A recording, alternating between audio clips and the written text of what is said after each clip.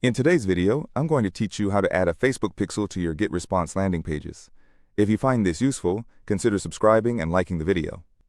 So let's dive right into it. First things first, you might be wondering what a Facebook pixel is.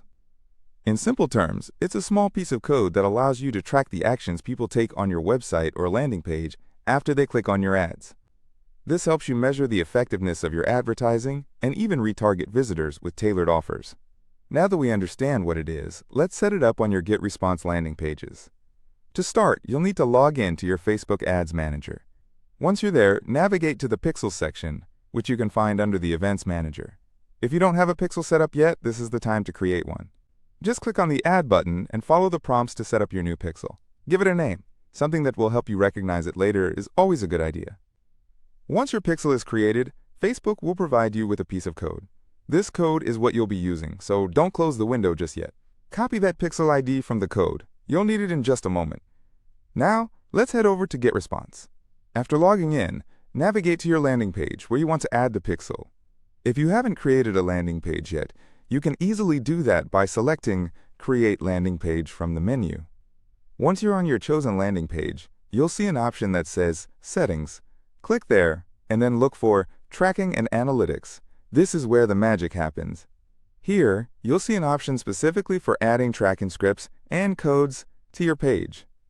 Now, go back to that Facebook pixel code you copied earlier. You need to find the section of the code that says FBQ, init, your underscore pixel underscore ID. Replace your underscore pixel underscore ID with the actual pixel ID you got from Facebook.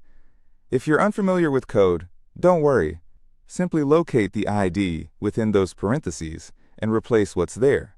Make sure you don't change anything else in that script, as it must be exact for the pixel to work properly. After you've added your pixel ID, save the changes. Now you've successfully integrated your Facebook pixel into your GetResponse landing page. But we're not quite finished yet. To make sure everything is working properly, it's a good idea to use the Facebook Pixel Helper tool, which is a Chrome extension you can easily install. This handy tool will let you know if your pixel is firing correctly when you visit your landing page. Once you've installed the Facebook Pixel Helper, head back to your landing page and refresh it.